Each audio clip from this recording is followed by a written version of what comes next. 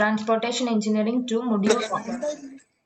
Okay, module 1 നമ്മൾ ആദ്യം നമുക്ക് പഠിക്കാനുള്ളത് role of Indian railway in national development ആണ്.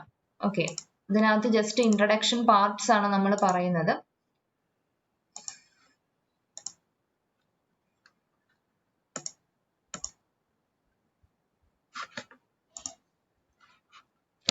ഇൻട്രഡക്ഷൻ പാർട്സ് ആണ് നമ്മളിവിടെ പറയുന്നത് ഇതിനകത്തുള്ളത്. ഓക്കെ, ആദ്യം നമുക്ക് പഠിക്കാനുള്ളത് Indian railways in role of Indian railways in national development. അതായത് ജസ്റ്റ് അതിനകത്ത് റെയിൽവേസിന്റെ എന്താണ് റോൾ ഉള്ളത് ഡെവലപ്മെന്റിൽ, അല്ലെങ്കിൽ നമ്മളിപ്പോ highway engineering TRE 2 highway engineering പഠിച്ചു. അതുപോലെ തന്നെ റെയിൽവേ എഞ്ചിനീയറിംഗിനകത്ത് എന്താണ് റോള്, എത്രമാത്രമാണ് റെയിൽവേസ് നമ്മുടെ നാഷണൽ ഡെവലപ്മെന്റിൽ എഫക്ട് ചെയ്തിട്ടുള്ളത് അല്ലെങ്കിൽ ഹെൽപ്പ് ചെയ്തിട്ടുള്ളതെന്നൊക്കെയാണ് നമുക്ക് ഇതിൽ പഠിക്കാനുള്ളത്.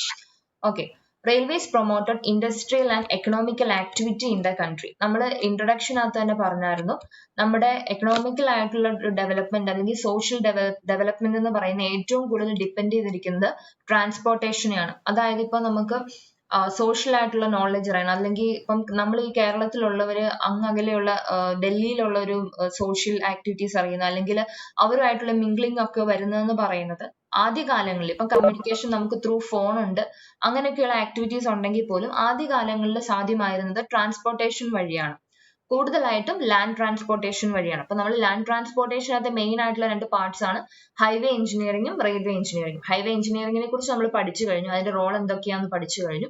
റെയിൽവേ ആണ് പഠിക്കുന്നത്. Railways promoted industrial and economical activity in the country. It unites people together across length and breadth of the country. Virtually, it constitutes India's lifeline. ഇതൊക്കെ ജസ്റ്റ് ഇൻട്രൊഡക്ഷൻ ആയിട്ട് പറയുന്നതാണ്. എങ്ങനെയാണ് ഇന്ത്യസ് ലൈഫ് ലൈനെ വിർച്വലി അത് assist ചെയ്യാന്ന് വെച്ചാൽ എക്കണോമിക്കലായിട്ടും social ആയിട്ടുള്ള ഡെവലപ്മെന്റ്സിനെ ഒത്തിരി help ചെയ്തു. ഏറ്റവും പ്രധാനപ്പെട്ട കാരണം എന്താണ്, ത്രൂ റെയിൽവേ നമുക്ക് ലാർജ് മാസ് ഓഫ് ട്രാൻസ്പോർട്ടേഷൻ പറ്റും. ഇത് പ്രൊഡക്ട്സ് ആണെങ്കിലും പേഴ്സൺ ആണെങ്കിലും നമുക്ക് എന്താ ഒത്തിരി ദൂരത്തിൽ നിന്ന് ഒത്തിരി ആൾക്കാരെ നമുക്ക്, അല്ലെങ്കിൽ ഒത്തിരി products, large amount of products transport ചെയ്യാൻ പറ്റും. അതുകൊണ്ട് തന്നെ ഇന്ത്യസ് ലൈഫ് ലൈൻ, ഇന്ത്യ എന്ന് പറയുമ്പോൾ ഡെവലപ്പിംഗ് കൺട്രിയാണ്, ഇപ്പോഴും അതൊരു ഡെവലപ്പിംഗ് കൺട്രിയാണ്, ഡെവലപ്ഡ് നേഷൻ ആയിട്ടില്ല. ഡെവലപ്പിംഗ് കൺട്രിയെ സംബന്ധിച്ചിടത്തോളം കോസ്റ്റ് കുറവായിട്ട് വളരെ വേഗത്തിൽ ഡെവലപ്മെന്റ് നടന്നാൽ മാത്രമേ ഉള്ളൂ നമ്മൾ ഡെവലപ്ഡ് ആയിട്ടുള്ള ഒരു സ്റ്റേറ്റിലേക്ക് എത്തത്തുള്ളൂ. കോസ്റ്റ് വളരെ കുറവായിരിക്കണം, അല്ലെങ്കിൽ നമ്മൾ ആ ഡെവലപ്മെന്റിന് വേണ്ടി നമ്മൾ ചെലവാക്കുന്ന തുക അല്ലെങ്കിൽ പ്രൈസ് അല്ലെങ്കിൽ റിസോഴ്സസ് എന്ന് പറയുന്നത് വളരെ മിനിമം ആക്കി വെച്ച് നമ്മുടെ പ്രൊഡക്റ്റ് മാക്സിമം ആക്കുകയാണ് ചെയ്യേണ്ടത്. അതിനെ ഏറ്റവും കൂടുതൽ ഹെൽപ്പ് ചെയ്തിട്ടുള്ളത് റെയിൽവേ ആണെന്ന് പറയാം. അപ്പൊ നമുക്ക് പലതരത്തിലുള്ള ട്രാൻസ്പോർട്ടേഷൻ ഉണ്ടെങ്കിൽ പോലും റെയിൽവേ കൂടിയാണ് അത് നമുക്ക് പോസിബിൾ ആയിട്ടുള്ളത്. Total length of route at present is about 63,000 kilometre. ഇത് അബൌട്ട് ആയിട്ടുള്ള കണക്ക് അതാണ്, ഇതിനേക്കാളും കൂടുതൽ ഉണ്ടാവും. ഇപ്പം ഏകദേശം 63,000 കിലോമീറ്റർ അതിനകത്ത് എബോവ് ആയിട്ടുണ്ട് ഇപ്പം. It is the largest network in Asia and the second largest in the all world. All വേൾഡിലുള്ള ട്രാൻസ്പോർട്ടേഷൻ ഫെസിലിറ്റിയിൽ വെച്ച് നോക്കുമ്പോൾ ഏഷ്യയിലെ തന്നെ ലാർജസ്റ്റ് നെറ്റ്വർക്ക് ആണ്, വേൾഡിലെ തന്നെ സെക്കൻഡ് ലാർജസ്റ്റ് ഇൻ ദ. ഇതിനകത്ത് തന്നെ എങ്ങനെയൊക്കെയാണ് നാഷണൽ ഡെവലപ്മെന്റിന് ഹെൽപ്പ് ചെയ്തു എന്നുള്ളതാണ് നമ്മൾ ഇനി പഠിക്കുന്നത്. ഫസ്റ്റ് എന്ന് പറയുന്നത് എക്കണോമിക് സിഗ്നിഫിക്കൻസ്, അതായത് എക്കണോമിക്കൽ ഡെവലപ്മെന്റിന് എത്രമാത്രം ഹെൽപ്പ് ചെയ്തു എന്നുള്ളത്. Indian Railways is the backbone of the country's economy. It has ensured that fruits of developments are distributed far and wide within the country. അതായത് ഒരു സ്ഥലത്ത് ഉൽപ്പാദിക്കപ്പെടുന്ന മെറ്റീരിയൽ പ്രൊഡക്റ്റ് അടുത്ത സ്ഥലങ്ങളിലേക്ക് എത്തിക്കാൻ വേണ്ടിയിട്ടുള്ള ഏറ്റവും പ്രധാനപ്പെട്ട മാർഗം എന്ന് പറയുന്നത് ത്രൂ റെയിൽവേ ആയിരുന്നു. It facilitates large scale production by increasing mobility of raw materials, workers, consumption of heavy, bulky and perishable commodities by cheap and speedy transportation. അതായത് എക്കണോമിക്കൽ ആയിട്ടുള്ള ഡെവലപ്മെന്റിനെ എങ്ങനെ സപ്പോർട്ട് ചെയ്തു എന്നുള്ളതാണ് പറയുന്നത്. എക്കണോമിക്കൽ ഡെവലപ്മെന്റ് എന്ന് പറഞ്ഞാൽ ഇന്ത്യയുടെ സാമ്പത്തിക സ്ഥിതി എന്ന് പറയുമ്പോൾ അത് ഏറ്റവും കൂടുതൽ നമ്മുടെ ഇന്ത്യ ഡിപ്പെൻഡ് ചെയ്യുന്നതെന്ന് പറയുന്നത് എന്തിനെയാണ്, നമ്മുടെ ഈ റോ മെറ്റീരിയൽസ് വെച്ചിട്ടുള്ള, നമ്മുടെ ഇന്ത്യയിൽ തന്നെ അവൈലബിൾ ആയിട്ടുള്ള റോ മെറ്റീരിയൽസ് വെച്ചിട്ടുള്ള പ്രൊഡക്ഷനെയാണ് അത് ഡിപ്പെൻഡ് ചെയ്യുന്നത്. അപ്പം ഈ റെയിൽവേ എങ്ങനെ ഹെൽപ്പ് ചെയ്തു എന്ന് വെച്ചാൽ റോ മെറ്റീരിയൽസ് ട്രാൻസ്പോർട്ട് ചെയ്യുന്ന കാര്യത്തിൽ, അതുപോലെ തന്നെ വർക്കേഴ്സിനെ ട്രാൻസ്പോർട്ട് ചെയ്യുന്ന കാര്യത്തിലും, then consumption of heavy, bulky and perishable commodities by cheap and speedy transportation. ഏറ്റവും കുറഞ്ഞ പ്രൈസിൽ അല്ലെങ്കിൽ ഏറ്റവും കുറഞ്ഞ നിരക്കിൽ സ്പീഡി ആയിട്ടുള്ള ട്രാൻസ്പോർട്ടേഷൻ അവൈലബിൾ ആക്കി. ഹെവി ആയിട്ടുള്ള നമ്മൾ മെയിൻ ആയിട്ടും ഹെവി ആയിട്ടും ബൾക്കി ആയിട്ടുള്ള മെറ്റീരിയൽസ് ട്രാൻസ്പോർട്ട് ചെയ്യാനാണ് റെയിൽവേനെ ഡിപ്പെൻഡ് ചെയ്യുന്നത്. അതുപോലെ തന്നെ പെരിഷബിൾ കൊമോഡിറ്റീസ് എന്ന് വെച്ചാൽ എന്താ, നമ്മൾ പ്രോപ്പർ ആയിട്ട് സ്റ്റോർ ചെയ്തില്ലെങ്കിൽ ക്വിക്ക് ആയിട്ട് ഡീക്കേ ആയി പോകുന്ന മെറ്റീരിയൽസ് ആണ് പെരിഷബിൾ കൊമോഡിറ്റീസ് എന്ന് പറയുന്നത്. അപ്പൊ അതിനൊക്കെ പെട്ടെന്ന് എത്തിക്കുക എന്ന് പറഞ്ഞാൽ നമ്മൾ ഇപ്പോഴത്തെ ഒരു സ്റ്റേജ് വെച്ച് ചിന്തിക്കരുത്. തുടങ്ങിയ കാലം തൊട്ടേ നമ്മളിപ്പം ചിന്തിക്കുമ്പോൾ പ്രൈസും കുറവായിരിക്കണം, പിന്നെ അതുപോലെ തന്നെ ട്രാൻസ്പോർട്ടേഷൻ സ്പീഡും ഏകദേശം രണ്ടും കൂടെ ഡിപ്പെൻഡ് ചെയ്ത് കമ്പയർ ചെയ്ത് നോക്കുമ്പോഴാണ് റെയിൽവേ നല്ലതാണെന്ന് നമ്മൾ പറയുന്നത്. ഇപ്പൊ നമ്മൾ ആലോചിക്കുവാണെങ്കിൽ പെരിഷബിൾ കോമോഡിറ്റീസ് ഒക്കെ നമുക്ക് സ്പീഡി ആയിട്ട് ട്രാൻസ്പോർട്ട് ചെയ്യാൻ വേണ്ടി വേറെ ഫെസിലിറ്റീസ് ഉണ്ട്. എങ്കിൽ പോലും ചീപ്പ് ആയിട്ടുള്ള പ്രൈസിൽ ഇപ്പൊ നമ്മൾ ജസ്റ്റ് ഒരു സാധനമാണ് ട്രാൻസ്പോർട്ട് ചെയ്യുന്നതെങ്കിൽ അത് കുഴപ്പമില്ല. പക്ഷെ ഒരു ലാർജ് സ്കെയിൽ പ്രൊഡക്ഷന്റെ കേസിൽ വരുമ്പോൾ ഇപ്പൊ നമുക്ക് എയർവേസിനെ ഡിപ്പെൻഡ് ചെയ്യാൻ പറ്റും പെരിഷബിൾ ആയിട്ടുള്ള കൊമോഡിറ്റീസ് ട്രാൻസ്ഫർ ചെയ്യാൻ വേണ്ടിയിട്ട്. പക്ഷെ എന്താണ്, അങ്ങനെ ഒരു ലാർജ് സ്കെയിൽ പ്രൊഡക്ഷന്റെ കേസ് വരുമ്പോൾ അതിന്റെ ആ ഒരു ട്രാൻസ്പോർട്ടേഷൻ പ്രൈസ് കൂടുകയാണ് ചെയ്യുന്നത്. അപ്പൊ നമ്മൾ എന്താണ്, പ്രൈസ് കുറയ്ക്കാൻ വേണ്ടിയിട്ട് ഏതായാലും നമ്മൾ റെയിൽവേസിനെ ആയിരിക്കും ഡിപ്പെൻഡ് ചെയ്യുക. Railways have contributed time distance convergence. It has introduced competition and brings stability and uniformity in prices. അതിന്റെ അർത്ഥം എന്താണ്, introduced competition and bring stability and uniformity in prices എന്ന് പറഞ്ഞാൽ, കോമ്പറ്റീഷൻ എന്ന് പറഞ്ഞാൽ എന്താണ്, ഇപ്പം ഒരു സ്ഥലത്ത് നിന്ന് മാത്രമാണ് നമുക്ക് പ്രൊഡക്റ്റ് കിട്ടുന്നതെങ്കിൽ അതിൽ കോമ്പറ്റീഷൻ ഒന്നും ഉണ്ടാവത്തില്ല. അതായത് ഇപ്പം ഒരു സ്ഥലം, ഇപ്പൊ കേരളത്തിലുള്ള ആർക്ക് റോ മെറ്റീരിയൽസ് കിട്ടത്തില്ലായിരിക്കും, പക്ഷെ അതെന്താ, അത് ഉണ്ടാക്കാനുള്ള സാധനങ്ങളും അല്ലെങ്കിൽ അതിന് വേണ്ടുന്ന മെഷീൻസ് ഒക്കെ അവർക്ക് അവൈലബിൾ ആയിരിക്കും. പക്ഷെ വേറെ ഇപ്പൊ രാജസ്ഥാൻ അല്ലെങ്കിൽ വേറെ മധ്യപ്രദേശ് ഒക്കെ പറയണം, അവർക്ക് അവിടെ റോ മെറ്റീരിയൽസ് ഉണ്ടാവും, പക്ഷെ ഈ ഫെസിലിറ്റീസ് ഒന്നും ഉണ്ടാവത്തില്ല. അങ്ങനെയൊക്കെയുള്ള അപ്പൊ നമുക്ക് എന്താ, ഈ ഫെസിലിറ്റീസ് ട്രാൻസ്പോർട്ട് ചെയ്യാൻ പറ്റുവാണെങ്കിൽ എന്താ, എല്ലായിടത്തും ഇതുപോലുള്ള ഫാക്ടറീസ് ഒക്കെ ഡെവലപ്പ് ചെയ്യാൻ പറ്റും. അപ്പൊ എന്താ, നാച്ചുറൽ ആയിട്ടും കോമ്പറ്റീഷൻ കൂടും. അതുപോലെ തന്നെ bring stability and uniformity in prices എന്ന് പറഞ്ഞാൽ എപ്പോഴും നമ്മുടെ സാധനങ്ങളുടെ വില കൂടുന്ന എപ്പോഴാണ്, അല്ലെങ്കിൽ പ്രൈസ് ഇൻക്രീസ് ചെയ്യുന്ന എപ്പോഴാണ്, അത് കിട്ടാതാവുമ്പോഴാണ്. ഓക്കെ, ഇപ്പൊ ഞാൻ നേരത്തെ പറഞ്ഞതുപോലെ തന്നെ ഇപ്പം റോ മെറ്റീരിയൽസും എല്ലാ ഫെസിലിറ്റീസും അവൈലബിൾ ആയിട്ടുള്ള ഒരു സ്ഥലം മാത്രമേ ഉള്ളെങ്കിൽ നമുക്ക് ആ ഒരു പ്രൊഡക്റ്റ് കിട്ടുന്നതിന്റെ അവൈലബിലിറ്റി വളരെ കുറവായിരിക്കും. അപ്പൊ നാച്ചുറൽ ആയിട്ട് എന്താ, പ്രൈസ് കൂടും. അതേസമയം നമ്മുടെ ഈ റോ മെറ്റീരിയൽസും ഈ നമുക്കായിട്ടുള്ള ഈ കൊമോഡിറ്റീസും വർക്കേഴ്സിനെയും ഒക്കെ ട്രാൻസ്പോർട്ട് ചെയ്യാൻ പറ്റുമെങ്കിൽ, ഒരു സ്ഥലത്ത് നിന്ന് മറ്റു സ്ഥലത്തേക്ക് ട്രാൻസ്പോർട്ട് ചെയ്യാൻ പറ്റുമെങ്കിൽ ഇന്ത്യയുടെ എല്ലാ ഏരിയയിലും പറ്റുന്ന എല്ലാ ഏരിയയിലും നമുക്ക് സെർട്ടൺ ആയിട്ടുള്ള ഫാക്ടറീസ് ഓപ്പൺ ചെയ്യാൻ പറ്റും. അതുകൊണ്ട് തന്നെയാണ് എല്ലാ സമയത്തും ഒരേ സമയത്ത് എല്ലായിടത്തും നമുക്കത് അവൈലബിൾ ആയിരിക്കും. അതാണ് പറയുന്നത്. അപ്പൊ അങ്ങനെ അവൈലബിലിറ്റി ഉള്ളതുകൊണ്ട് തന്നെ അങ്ങനെ ഈ പ്രൈസിന് വേരിയേഷൻസ് ഉണ്ടാവത്തില്ല. അതാണ് പറയുന്നത് stability and uniformity in prices. ഇത്രയാണ് എക്കണോമിക്കൽ ആയിട്ടുള്ള സിഗ്നിഫിക്കൻസ് എന്ന് പറയുന്നത്. പ്രൈസ് കൂടിയാൽ എന്താണ്, പ്രൈസ് കൂടാന്ന് പറഞ്ഞാൽ അത് എക്കണോമിനെ എങ്ങനെ അഫക്ട് ചെയ്യുക, ഒന്നെങ്കിൽ ആൾക്കാർ അത് വാങ്ങിക്കാതിരിക്കും, അപ്പൊ അത്രയും അത് വേസ്റ്റ് ആവും. അല്ലെങ്കിൽ എന്താണ്, അത് വാങ്ങിക്കാൻ വേണ്ടി ആൾക്കാരുടെ അത്രയും ക്യാഷ് ആണ് അവിടെ ചെലവഴിക്കപ്പെടുന്നത്. അങ്ങനെ നോക്കുവാണെങ്കിൽ അത് നമുക്കൊരു ഇതായിട്ട് തോന്നുമെങ്കിലും വേറൊരു ആവശ്യത്തിന് വേണ്ടി വെച്ചിരിക്കുന്നതായിരിക്കും അവിടെ ചെലവഴിക്കപ്പെടുന്നത്, അല്ലെങ്കിൽ അവർ അതിനു വേണ്ടി ഉപയോഗിക്കുന്നത്. അങ്ങനെയൊക്കെ നോക്കുമ്പോഴും എക്കണോമിക് ആയിട്ടുള്ള ഒരു സ്ട്രെങ്ത് നമുക്ക് കുറയുവാണ് ചെയ്യുന്നത് പ്രൈസ് കൂടുമ്പോൾ, വില ഒത്തിരി കൂടി നിൽക്കുമ്പോൾ. അപ്പം യൂണിഫോം ആയിട്ടുള്ള ഒരു പ്രൈസ് ഉണ്ടെങ്കിൽ നമുക്ക് എന്താണ്, എക്കണോമിക്കൽ ആയിട്ടുള്ള ഒരു സ്റ്റെബിലിറ്റി അവിടെ ഉണ്ടാവും. അതിനെയാണ് നമ്മൾ എക്കണോമിക്കൽ സിഗ്നിഫിക്കൻസിനകത്ത് പറയുന്നത്. നാഷണൽ ഡെവലപ്മെന്റ്, നമ്മുടെ ടോപ്പിക് എന്തായിരുന്നു, role of Indian railways in national development ആണ്. നാഷണൽ ഡെവലപ്മെന്റ് എന്ന് പറഞ്ഞാൽ അത് പലതരത്തിലുണ്ട്. ഫസ്റ്റ് വൺ, ഏറ്റവും ഇമ്പോർട്ടന്റ് ആയിട്ടുള്ള കാര്യം എന്ന് പറയുന്നതാണ് എക്കണോമി എന്ന് പറയുന്നത്. ഒരു നേഷന്റെ ഡെവലപ്മെന്റിനെ ഏറ്റവും ഡിപ്പെൻഡ് ചെയ്തിരിക്കുന്നതിന്റെ എക്കണോമി തന്നെയാണ്. അപ്പൊ എക്കണോമിക് സിഗ്നിഫിക്കൻസ് എത്രമാത്രം ഉണ്ട് എന്നുള്ളതാണ് ആദ്യം നമ്മൾ പഠിച്ചത്. അടുത്തത് പറയുന്നതാണ് പൊളിറ്റിക്കൽ സിഗ്നിഫിക്കൻസ്. ഏകദേശം പൊളിറ്റിക്കൽ ആൻഡ് സോഷ്യൽ സിഗ്നിഫിക്കൻസ് എല്ലാം ഏകദേശം. അടുത്തത് പൊളിറ്റിക്കൽ സിഗ്നിഫിക്കൻസ് ആണ്. There is a strong link among various parts of the country with a good network of rails. It has forged bonds of unity and brings different cultures and peoples together. It contributes for national defense through provision of logistic support. Political significance ഞാൻ പറഞ്ഞു, അതും social significance ഏകദേശം ഒരുപോലെ ഉള്ളതാണ്. Political എന്ന് പറയുമ്പോൾ നമ്മൾ ഉദ്ദേശിക്കുന്നത് നമ്മുടെ ഭരണപരമായ കാര്യങ്ങളിൽ റെയിൽവേ എത്രമാത്രം സപ്പോർട്ട് ചെയ്തു എന്നുള്ളതാണ്. ഭരണപരമായ കാര്യങ്ങൾ എന്ന് പറയുമ്പോൾ നമ്മൾ പൊളിറ്റിക്കൽ പാർട്ടീസ് അങ്ങനെയൊന്നുമല്ല പോകുന്നത്. നമ്മുടെ ഡിഫറെന്റ് ആയിട്ടുള്ള കൾച്ചേഴ്സ് ഒക്കെ എങ്ങനെ മാത്രം ഷെയർ ചെയ്യുന്നു, അല്ലെങ്കിൽ അറിവ്, ഓരോ സ്ഥലങ്ങളിലെ അറിവ് എത്രമാത്രം ഷെയർ ചെയ്തു, അത് നമ്മളെ പൊളിറ്റിക്കലായിട്ട് എങ്ങനെ സപ്പോർട്ട് ചെയ്തു. അതുപോലെ തന്നെ നാഷണൽ ഡിഫൻസിനെ ഇപ്പൊ ലോജിസ്റ്റിക് സപ്പോർട്ട് എന്ന് പറഞ്ഞാൽ ആംഡ് ഫോഴ്സസിന്റെ ഒക്കെ ട്രാൻസ്പോർട്ടേഷൻ, അതുപോലെ തന്നെ എക്യുപ്മെന്റ്സിന്റെ ട്രാൻസ്പോർട്ടേഷൻ ഒക്കെ സാധ്യമായത് റെയിൽവേസിലൂടെയാണ്. ത്രൂ റെയിൽവേസിലൂടെയാണ് അത് പറ്റിയത്. അങ്ങനെയുള്ള കാര്യങ്ങളാണ് പറയുന്നത്. Then development of railways and colonizing activities has gone hand in hand.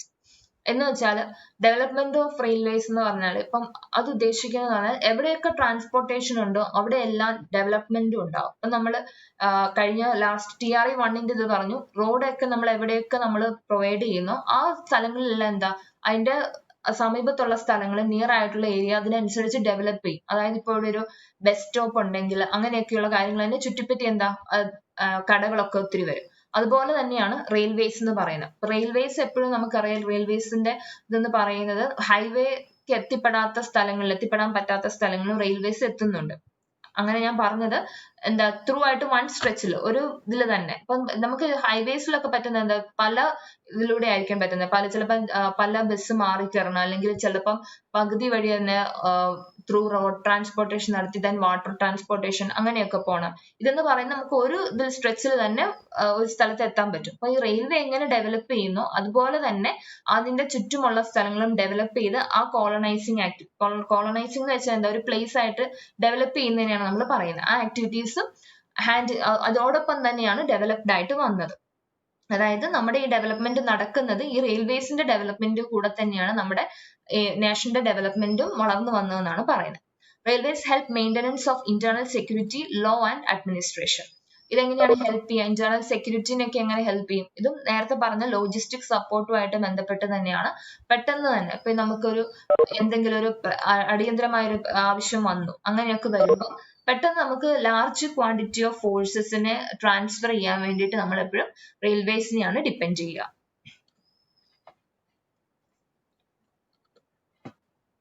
And next is social significance. Railways have greatly influenced social life and brought revolutionary changes in social values, beliefs, contacts, and way of living. Before development of railways, social life was local in character. It has promoted social mobility of people. Frequent mixing of people break short-sighted social values, and new social values has emerged based on reason and scientific thinking.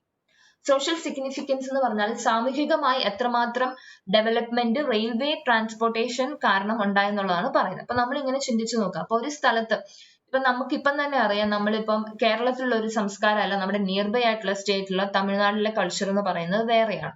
അപ്പൊ അങ്ങനെ ഓരോ സ്റ്റേറ്റിനും ഇപ്പൊ നമ്മുടെ സ്ഥലം അനുസരിച്ച് തന്നെ വ്യത്യാസമുണ്ട്. ഓരോ നമ്മുടെ കേരളത്തിലുള്ള തന്നെ ഡിസ്ട്രിക്ട് അനുസരിച്ച് തന്നെ ചില കാര്യങ്ങളൊക്കെ വ്യത്യാസമുണ്ട്. എന്തൊക്കെയാണ്?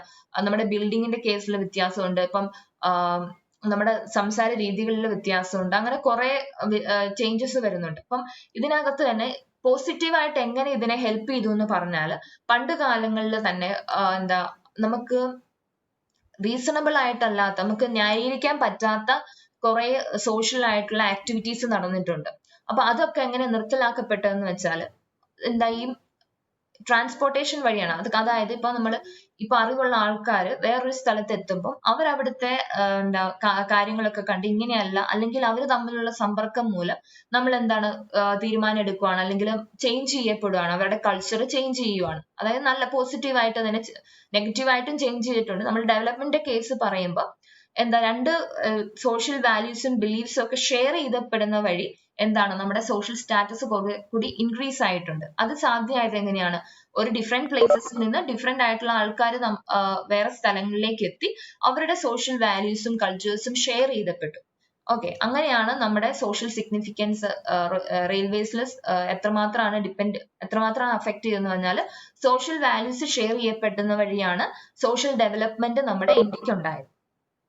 ഇതിൽ പറയുന്നത് frequent mixing of people break short sighted social values. Social values എന്ന് പറഞ്ഞാൽ പണ്ട് കാലത്ത് സതി എന്ന സമ്പ്രദായം ഉണ്ടായിരുന്നു. അങ്ങനെ പ്രാകൃതമായ ആചാരങ്ങളൊക്കെ എന്താണ് ഈ സോഷ്യൽ വാല്യൂസ് അല്ലെങ്കിൽ ഫ്രീക്വന്റ് മിക്സിംഗ് ഓഫ് പീപ്പിൾ വഴിയാണ് അതൊക്കെ നിർത്തലാക്കപ്പെട്ടത്. ദെൻ എന്താണ് നമ്മൾ സോഷ്യൽ വാല്യൂസ് വെക്കുന്നത് എന്തിന്റെ ബേസിസിലായി? സയന്റിഫിക് തിങ്കിങ്ങിന്റെയും എന്തെങ്കിലും ഒരു കാരണത്തിന്റെയും റീസണിന്റെയും ബേസിസിലായി നമ്മൾ സോഷ്യൽ വാല്യൂസ് ഒക്കെ എമർജ് ചെയ്ത് വന്നത് അതിന്റെ ഒരു കാര്യം എന്തെങ്കിലും ഒരു ബേസിസ് ഉണ്ടാവണം. അല്ലെങ്കിൽ വേറെ ആളുടെ താല്പര്യങ്ങൾക്ക് വേണ്ടിയിട്ടോ അങ്ങനെയുള്ള ഇതിന് വേണ്ടിയിട്ട് അങ്ങനെ ചെയ്യാതെ അതിൽ നിന്ന് മാറി ചിന്തിച്ച് എന്തെങ്കിലും ഒരു സയന്റിഫിക് ബേസിസ് ഉണ്ടോ എന്നുള്ള കാര്യങ്ങൾ ചിന്തിച്ചിട്ടായി പിന്നെ നമ്മൾ സോഷ്യൽ വാല്യൂസ് ഒക്കെ ക്രിയേറ്റ് ചെയ്യപ്പെടുന്നു. അതെങ്ങനെയാണ് വന്നത്? ഡിഫറെന്റ് ആയിട്ടുള്ള സ്ഥലങ്ങളിലെ പീപ്പിൾ മിക്സിങ് ചെയ്ത് അവരുടെ സോഷ്യൽ കൾച്ചേഴ്സ് ഷെയർ ചെയ്യപ്പെടുന്ന വഴിയാണ്. ഇത് പെട്ടെന്ന് നടന്നൊരു ഡെവലപ്മെന്റ് അല്ല സോഷ്യൽ ഡെവലപ്മെന്റ് എന്ന് പറയുന്നത്. പതുക്കെ പതുക്കെയാണ്. ഒരിക്കലും സോഷ്യൽ ഡെവലപ്മെന്റ് വേറെ എല്ലാ കേസിലും നമുക്ക് പെട്ടെന്ന് ഒരു ഡെവലപ്മെന്റ് നടക്കും. സോഷ്യൽ ഡെവലപ്മെന്റ് എന്ന് പറയുന്നത് പതുക്കെയാണ് നടക്കുന്നത്. പല തരത്തിലുള്ള ആൾക്കാരായിട്ട് മിങ്കിൾ ചെയ്ത് അവരുടെ ജീവിത രീതി കണ്ട് അങ്ങനെയൊക്കെ റിയലൈസ് ചെയ്തിട്ടാണ് വന്നത്. എങ്കിൽ പോലും ഇതിനെ ഹെൽപ്പ് ചെയ്ത് എങ്ങനെയാണ് റെയിൽവേസ് ഇതിനെ ഒരു മേജർ പാർട്ട് ഹെൽപ്പ് ചെയ്തിട്ടുണ്ടെന്നാണ് പറയുന്നത്. Then persons of different caste, color, language and religion come into contact which strengthens brotherhood and social mingling. ഇപ്പം പല സ്ഥലങ്ങളിലായിട്ട് കോണ്ടാക്ട്സ് ഒന്നും ഇല്ലാതിരിക്കുകയാണെങ്കിൽ എന്താ ഈ മിംഗ്ലിങ്ങും സോഷ്യൽ മിംഗ്ലിങ്ങും ലാംഗ്വേജ് തമ്മിലുള്ള ഒരു ഇതും ഒന്നും യൂണിറ്റി ഒന്നും വരത്തില്ല. അപ്പം ട്രാൻസ്പോർട്ടേഷൻ ആണ് ഇതെല്ലാം പോസിബിൾ ആക്കിയത്. ഇത്രയാണ് role of Indian railways in national development. Economical significance ഉണ്ട്, പൊളിറ്റിക്കൽ ഉണ്ട്, ദെൻ സോഷ്യൽ സിഗ്നിഫിക്കൻസ് ഉണ്ട്. അടുത്തത് പറയുന്നത് റെയിൽവേസ് ഫോർ അർബൻ ട്രാൻസ്പോർട്ടേഷൻ ആണ്. അർബൻ ട്രാൻസ്പോർട്ടേഷന് റെയിൽവേ എത്രമാത്രം ഹെൽപ്പ് ചെയ്തു എന്നുള്ളത്. ഓക്കെ, റെയിൽവേ ഹെൽപ്പ് ചെയ്യുക എന്ന് വെച്ചാല് ഓക്കെ ദെൻ അടുത്ത ടോപ്പിക് എന്ന് പറയുന്നത് റെയിൽവേസ് ഫോർ അർബൻ ട്രാൻസ്പോർട്ടേഷൻ ആണ്. അർബൻ ട്രാൻസ്പോർട്ടേഷനെ എങ്ങനെയാണ് റെയിൽവേ ഹെൽപ്പ് ചെയ്തിട്ടുള്ളത്? നമുക്കറിയാം മെയിൻ ആയിട്ടുള്ള ലാൻഡ് ട്രാൻസ്പോർട്ടേഷൻ എന്ന് പറഞ്ഞ രണ്ടെണ്ണമാണ് റെയിൽവേയും ഹൈവേ ആണ്. ഹൈവേ ഒരു മേജർ പാർട്ട് ചെയ്യുന്നുണ്ട്. അതുപോലെ തന്നെ റെയിൽവേസ് എന്തൊക്കെയാണെന്നുള്ളതാണ് പഠിക്കുന്നത്. Transportation is regarded as an index of economic, social and commercial progress of a country. It has constituted one of the most important activities of men in every stages of advanced civilization. എല്ലാ development സ്റ്റേജിലും ട്രാൻസ്പോർട്ടേഷന് main ആയിട്ടുള്ള ഒരു part ഉണ്ടാവും. The whole structure of industry and commerce rests on the well-laid foundation of transport. ഇതൊക്കെ നമ്മൾ നേരത്തെ പറഞ്ഞതാണ്. ഇൻഡസ്ട്രിയുടെ ഡെവലപ്മെന്റും എല്ലാം എന്തിനെ ബേസ് ചെയ്തിട്ടാണ് ആദ്യം വന്നത്? ട്രാൻസ്പോർട്ടേഷന് ബെറ്റർ ആയിട്ടുള്ള ട്രാൻസ്പോർട്ടേഷൻ ഉണ്ടെങ്കിൽ മാത്രമേ ഉള്ളൂ ഇൻഡസ്ട്രി ഒക്കെ പ്രോപ്പർ ആയിട്ട് ഡെവലപ്ഡ് ആവുള്ളൂ. And adequate transportation is indispensable for economic and social progress of a nation and the world as a whole. Adequate ആയിട്ടുള്ള ട്രാൻസ്പോർട്ടേഷൻ വേണം എന്നൊക്കെയാണ് നമ്മൾ പറഞ്ഞ കാര്യങ്ങൾ തന്നെയാണ് ഇത് ജസ്റ്റ് ആയിട്ട് പറയുന്നത്. Okay, then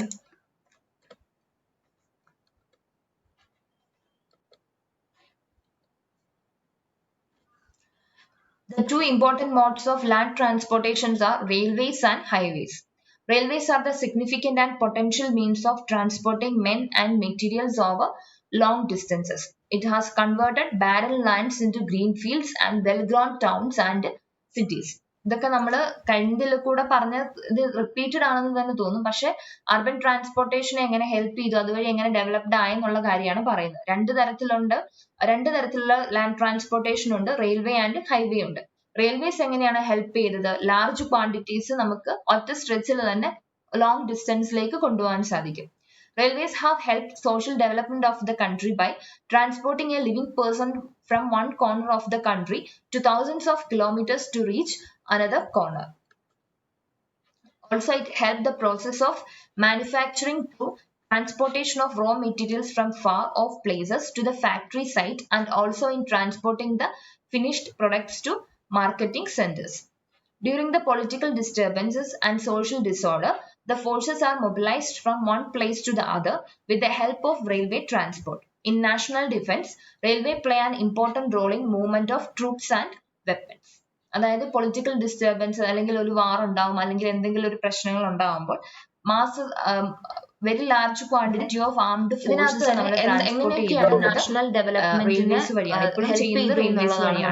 in India railway എന്ന് പറയുന്നത് priority of development of highways, അതായത് എക്കണോമിക്കൽ ഡെവലപ്മെന്റ് ഇന്ത്യ എത്രമാത്രം help large scale undertaking. Indian railways is the backbone of the country എന്ന് പറയുന്നത് ജസ്റ്റ് ഒരു it has ensured that fruits of development are distributed far and wide transportation നടക്കുന്നു എന്നുള്ള കാര്യം. ഒരു സ്ഥലത്ത് പ്രൊഡക്ഷൻ ഉണ്ട്, ഈ പ്രൊഡക്ഷന് വേണ്ടിയിട്ട് എന്താണ് നമുക്ക് മെറ്റീരിയൽ മെറ്റീരിയൽസിന്റെ അടുത്ത സ്ഥലങ്ങളിലേക്ക് എത്തിക്കാൻ വേണ്ടിയിട്ടുള്ള ഏറ്റവും പ്രധാനപ്പെട്ട മാർഗം എന്ന് പറയുന്നത് ത്രൂ റെയിൽവേ ആണ്. Then it facilitates large scale production by increasing mobility of raw materials, railway transportation വഴിയാണ് മെയിൻ ആയിട്ട് നടക്കുന്നത്. Perishable commodities by cheap and speedy transportation. അതായത് എക്കണോമിക്കിനെ ഹെൽപ്ഫുൾ ആയിട്ടുള്ള ഡെവലപ്മെന്റ് എങ്ങനെ സപ്പോർട്ട് ചെയ്യുന്നതാണ് പറയുന്നത്. എക്കണോമിക്കൽ കമ്മ്യൂണിക്കേഷനുകൾ ഇന്ത്യയുടെ സാമ്പത്തിക സ്ഥിതിയാക്കുന്ന റെയിൽവേ ട്രാൻസ്പോർട്ടേഷൻ വഴിയാണെന്നുള്ള കാര്യമാണ്. നമ്മുടെ ഇന്ത്യ ഡിപ്പെൻഡ് ചെയ്യുന്നതെന്ന് പറയുന്നത് എങ്ങനെയാണ്? ഇൻട്രൊഡക്ഷൻ പാർട്ടായിട്ട് പറയാനുള്ളത് റോ മെറ്റീരിയൽസ് വെച്ചിട്ടുള്ള നമ്മുടെ ഇന്ത്യയിൽ